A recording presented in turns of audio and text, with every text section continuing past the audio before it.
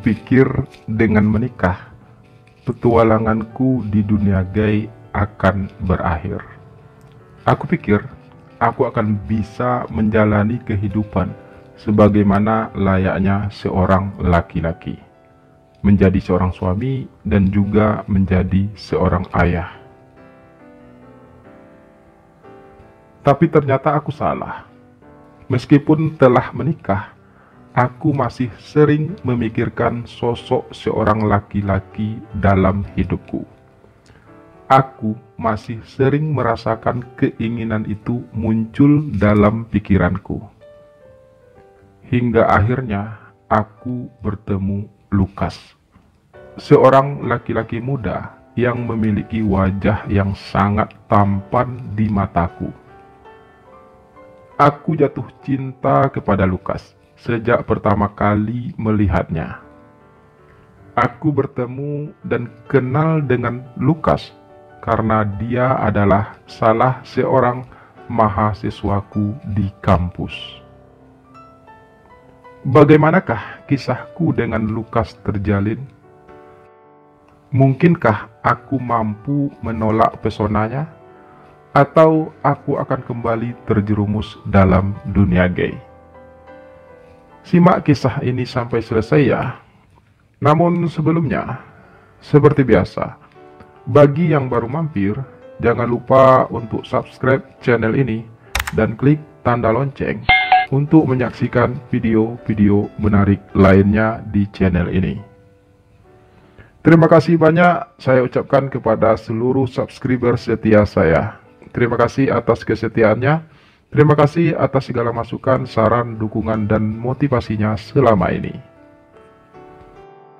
Terkhusus buat pelanggan channel ini, terima kasih banyak sudah berlangganan.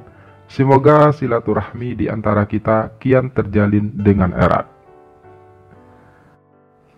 Saya ingatkan kembali, bagi Anda yang ingin berlangganan ataupun bergabung bersama channel ini, silakan klik tombol gabung di bawah ini, atau bisa langsung di deskripsi video ini.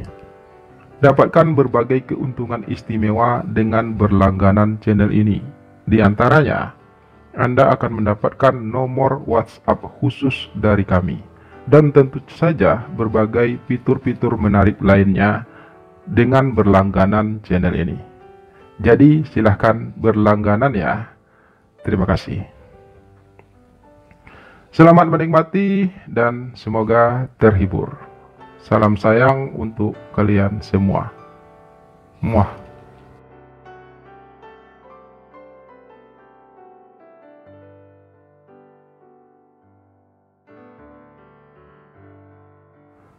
Namaku Bastian, dan aku adalah seorang dosen di sebuah kampus yang cukup besar di kotaku. Sebagai seorang dosen, aku memang punya banyak kenalan mahasiswa-mahasiswa muda. Selama ini, aku menganggap mereka semua hanyalah sebagai mahasiswaku. Aku memang punya masa lalu yang suram. Dulu, aku sering berpacaran dengan banyak pria. Dan aku juga sering mengalami kisah cinta satu malam bersama beberapa orang pria. Kesukaanku terhadap pria tumbuh sejak aku remaja. Dan hal itu terus berlanjut hingga aku dewasa dan menjadi seorang dosen. Demi menjaga nama baik dan juga untuk mempertahankan statusku sebagai seorang laki-laki, aku pun memutuskan untuk menikah pada saat usiaku sudah mencapai 33 tahun. Harapanku dengan menikah, aku bisa terlepas dari semua perasaan sukaku terhadap kaum yang sejenis denganku. Aku memang merasakan perubahan itu awalnya. Aku mulai belajar mencintai istriku, hingga kami sudah memiliki 2 orang anak. Pernikahanku yang sudah berjalan hampir 5 tahun cukup bahagia. Istriku yang hanya ibu rumah tangga biasa juga sangat menyayangiku dan anak-anak kami. Kebutuhan batinnya juga terpenuhi dengan baik olehku selama pernikahan kami. Meski jujur saja, aku masih sering memikirkan seorang pria dalam hatiku, terutama saat aku melihat sosok pria yang tampan dan gagah. Jiwa gaiku selalu meronta, meminta untuk dilepaskan. Namun selama ini, aku selalu berusaha melawan semua rasa itu. Aku berhasil awalnya, tapi sejak aku pertama kali melihat sosok Lukas yang merupakan mahasiswa baru di kampus tempat aku mengajar. Lukas adalah seorang mahasiswa pindahan. Dia sudah semester 4 sekarang. Harus aku akui kalau Lukas memang memiliki wajah yang sangat tampan dengan postur tubuh yang terlihat sangat gagah. Sekilas Lukas terlihat seperti seorang aktor tampan Indonesia yang merupakan aktor favoritku. Intinya, aku memang telah jatuh cinta kepada Lukas, dan itu cukup menyiksa batinku. Sudah sangat lama aku tidak merasakan perasaan tersebut, setidaknya sejak aku memutuskan untuk menikah. Dan sekarang, aku kembali merasakan indahnya jatuh cinta kepada seorang pria. Namun sayangnya, pria itu adalah salah seorang mahasiswaku.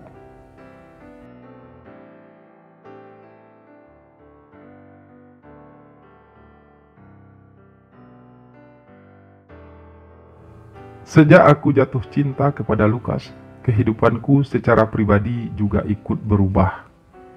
Aku jadi lebih memperhatikan penampilanku. Aku semakin menjaga penampilanku. Aku yang sudah lama tidak berolahraga, sekarang jadi kembali rajin berolahraga.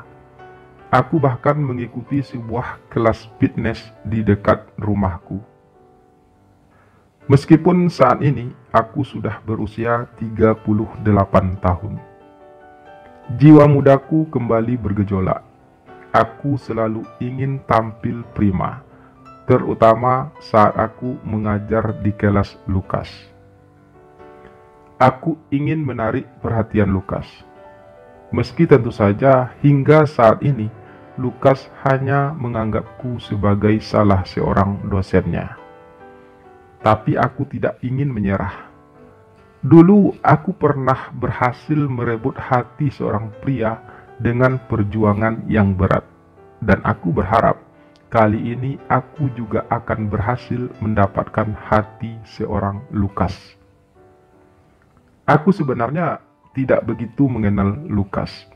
Aku hanya mengetahui namanya dan juga umurnya yang masih 20 tahun. Namun demi mendapatkan cinta Lukas, aku pun mulai mencari-cari tentang kehidupan Lukas sehari-hari. Mulai dari mencari tahu di mana dia tinggal, siapa keluarganya, dan apa hobinya. Dari informasi yang saya dapat, ternyata Lukas adalah anak seorang narapidana. Ayahnya dipenjara karena kasus korupsi. Dan ibunya memilih untuk mengakhiri hidupnya karena malu. Lukas sekarang hanya tinggal bersama salah seorang pamannya. Karena itu juga ternyata Lukas pindah kuliah. Lukas tidak berasal dari kota ini. Dia berasal dari kota tetangga. Sejak ayahnya ditahan karena kasus korupsi, dan ibunya yang akhirnya bunuh diri, Lukas diajak pamannya untuk pindah ke kota ini. Apalagi ternyata Lukas adalah anak tunggal. Paman Lukas yang bernama Paman Deden hanyalah seorang guru di sebuah sekolah swasta. Kehidupannya juga tidak terlalu baik. Ditambah pula dia punya 3 orang anak yang harus dibiayainya. Rumah Paman Deden juga masih rumah kontrakan yang cukup kecil. Dan untuk biaya kuliahnya sendiri, serta untuk membantu keuangan pamannya, Lukas nyambi kerja sebagai seorang guru les. Begitulah kehidupan Lukas yang aku ketahui dari sumber yang terpercaya.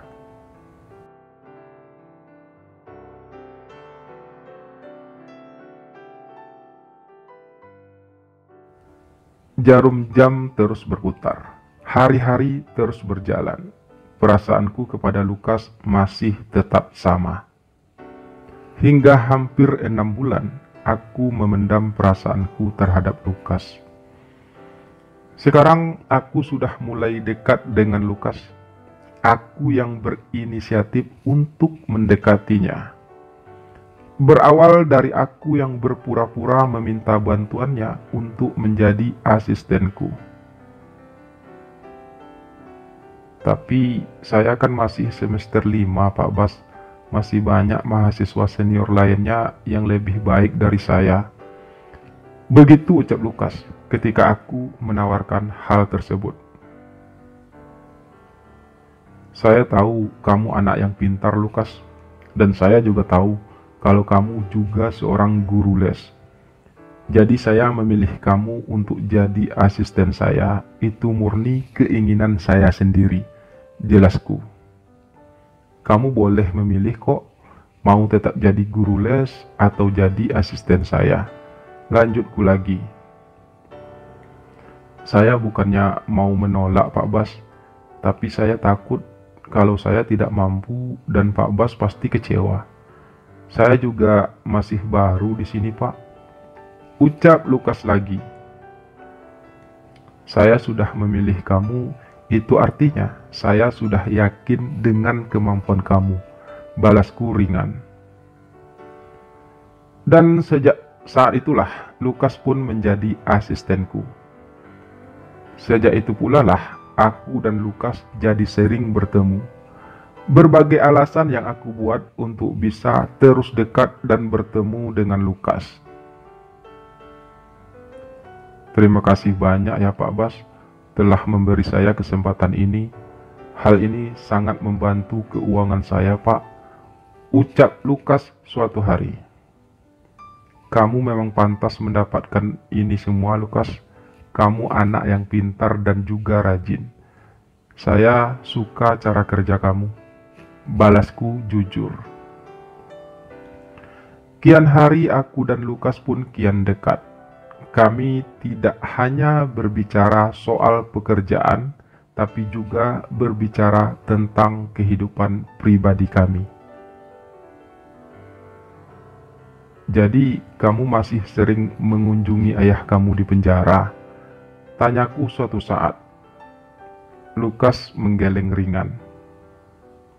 Sampai saat ini, saya belum bisa memaafkan ayah saya, Pak Bas. Perbuatan ayah saya sudah mengubah segalanya. Dan saya merasa sakit bila mengingat itu semua. Ucap Lukas terdengar lirih. Lukas memang sudah menceritakan semuanya padaku. Kami benar-benar sudah akrab.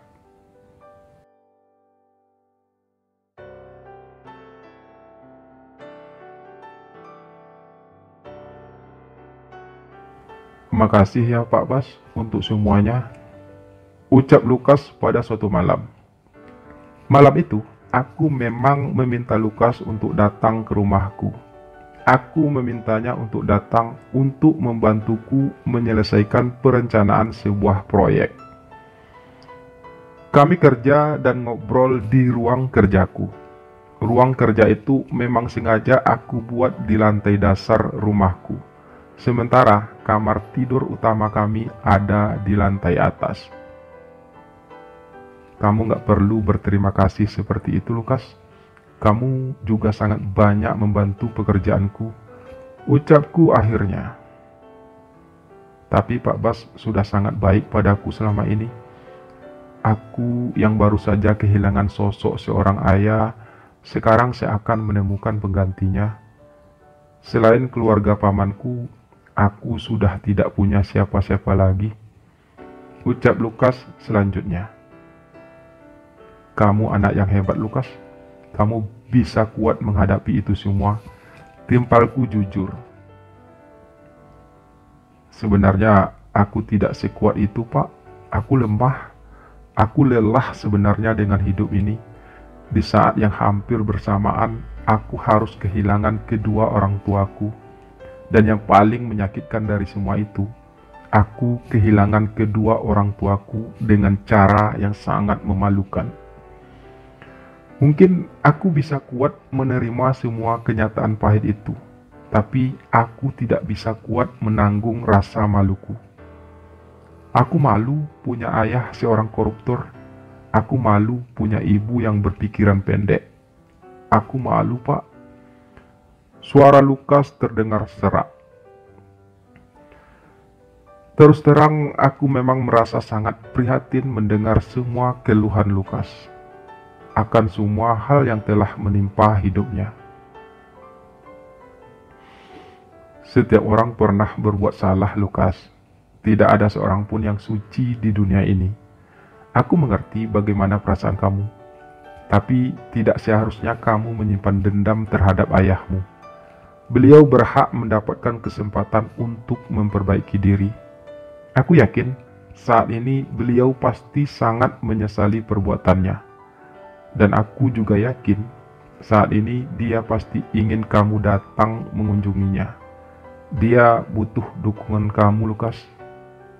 Ucapku panjang lebar. Aku mungkin bisa memaafkan perbuatan ayahku yang memanipulasi uang perusahaan yang tidak bisa aku terima akibat dari perbuatannya itu. Aku juga harus kehilangan seorang ibu. Dan aku juga tidak bisa menerima tindakan bodoh ibuku yang memilih untuk mengakhiri hidupnya. Mereka berdua tak pernah benar-benar memikirkan perasaanku. Keluh Lukas lagi. Aku butuh waktu, Pak. Aku butuh waktu untuk bisa memaafkan semuanya. Semua itu terlalu berat bagiku. Lanjut Lukas terdengar semakin lirih. Aku melangkah mendekat. Aku duduk di samping Lukas, kemudian merangkul bahunya. Lukas menyandarkan kepalanya di dadaku. Air matanya pun tumpah. Selama ini aku selalu berusaha kuat, Pak. Aku ingin tetap terlihat baik-baik saja, meski aku merasa sangat rapuh. Lukas berujar lagi di tengah isak tangisnya. Kamu harus tetap kuat, Lukas. Masa depanmu masih panjang. Kamu boleh membenci semua yang terjadi dalam hidupmu, tapi kamu jangan membenci dirimu sendiri. Kamu manusia pilihan, Lukas. Hanya manusia pilihanlah yang akan sanggup menghadapi itu semua. Ucapku mencoba menghibur. Lukas semakin membenamkan wajahnya di dadaku. Tangannya pun turut melingkar di tubuhku. Aku tergugah. Aku tahu Lukas melakukan itu karena dia menganggapku sebagai seorang ayah. Dia ingin menumpahkan segala kesedihannya yang dia pendam selama ini. Aku pun membelai rambut Lukas dengan lembut. Aku ingin Lukas merasa nyaman bersamaku. Aku akan selalu ada buat kamu, Lukas. Kamu tak perlu merasa bersedih lagi. Hidupmu harus tetap berjalan. Ucapku menghibur. Terima kasih untuk semuanya, Pak Bas.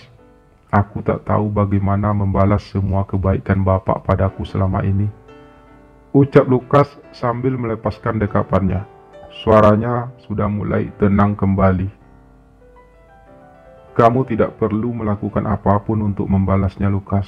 Aku tulus membantu kamu. Balasku ringan. Lukas mengusap air matanya sendiri, menarik napas beberapa kali, kemudian berusaha untuk tersenyum. Maafkan aku, Pak Bas. Tidak seharusnya aku seperti ini. Tapi selama ini aku hanya bisa memendam semua kesedihanku sendiri. Sejak peristiwa tragis yang menimpa hidupku, semua orang menjauhiku. Aku kehilangan pegangan. Aku tidak punya tempat untuk mengadu. Dan sekarang Pak Bas hadir dalam hidupku yang membuatku jadi punya tempat untuk mencurahkan semuanya. Ucap Lukas kemudian. Kamu tidak perlu merasa sungkan, Lukas. Sekarang tidak ada lagi jarak di antara kita. Jika kamu membutuhkan apapun, kamu tidak perlu merasa sungkan untuk menyampaikannya padaku. Balasku. Aku ingin menyampaikan sesuatu pada Pak Bas, tapi aku takut Pak Bas marah dan akan membenciku. Ucap Lukas tiba-tiba setelah dia terdiam beberapa saat. Kamu sampaikan saja, Lukas. Aku pasti tidak akan marah. Balasku cepat. Aku sayang sama Pak Bas. Ucap Lukas terbata. Sejak peristiwa tragis yang menimpaku, aku merasa rapuh. Namun, kehadiran Pak Bas dalam hidupku mampu membuatku merasa pulih kembali. Aku merasa nyaman. Aku seperti menemukan sosok yang aku butuhkan dalam diri Pak Bas. Kerapuhanku selama ini telah membuatku kehilangan semangat dan tidak punya tujuan. Tapi semenjak mengenal Pak Bas, aku jadi punya semangat lagi. Aku jadi merasa punya tujuan baru dalam hidupku. Aku sayang sama Pak Bas. Aku mungkin telah jatuh cinta pada Pak Bas. Lukas berkata sambil tertunduk. Maafkan aku, Pak Bas. Tapi itulah yang aku rasakan saat ini. Aku membutuhkan Pak Bas dalam hidupku lebih dari seorang teman, lebih dari seorang ayah. Aku ingin menjadi bagian dari hidup Pak Bas. Aku ingin dicintai. Aku butuh kasih sayang dari Pak Bas. Bukan sekedar kasih sayang seorang ayah kepada anaknya, tapi lebih kepada kasih sayang seorang kekasih. Lukas melanjutkan kalimatnya yang membuatku tertegun.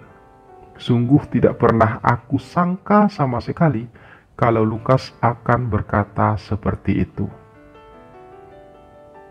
Sekali lagi maafkan aku, Pak Bas, dan tolong jangan membenciku karena itu. Lanjut Lukas lagi. Aku menarik napas sejenak. Kemudian kutarik lagi tubuh Lukas ke dalam pelukanku. Kamu tidak perlu minta maaf, Lukas. Kalau memang kamu ingin aku menjadi kekasihmu, aku siap. Aku siap menjalin hubungan apapun dengan kamu, Lukas. Aku juga sangat menyayangi kamu. Aku juga mencintai kamu, Lukas. Bisikku pelan. Lukas tiba-tiba tengadah. Dia menatapku tajam. Pak Bas serius? Tanyanya. Aku hanya mengangguk ringan sambil tersenyum. Perlahan aku kecup kening Lukas dengan lembut. Aku sangat mencintai kamu, Lukas. Ucapku lagi. Lukas semakin memelukku erat. Aku juga sangat mencintai Pak Bas. Ucapnya penuh perasaan.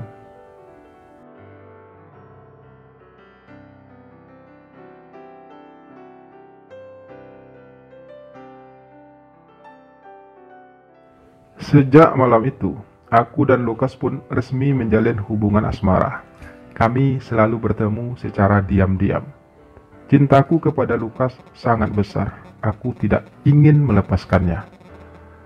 Berbulan-bulan aku memendam perasaan cinta padanya, dan saat ini dia sudah menjadi kekasihku. Hubungan kami terjalin dengan indah. Lukas sangat penuh pengertian.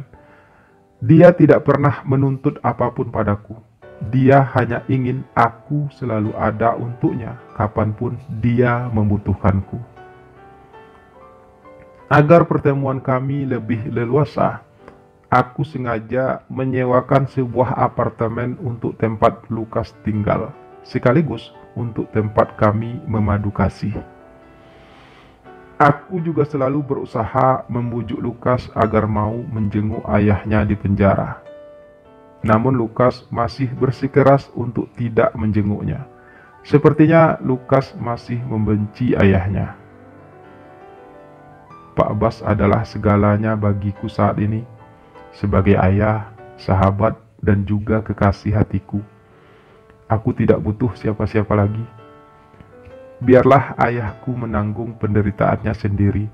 Jika dia memang menyayangiku, dia pasti akan menemukanku nanti jika dia masih punya kesempatan untuk keluar dari penjara.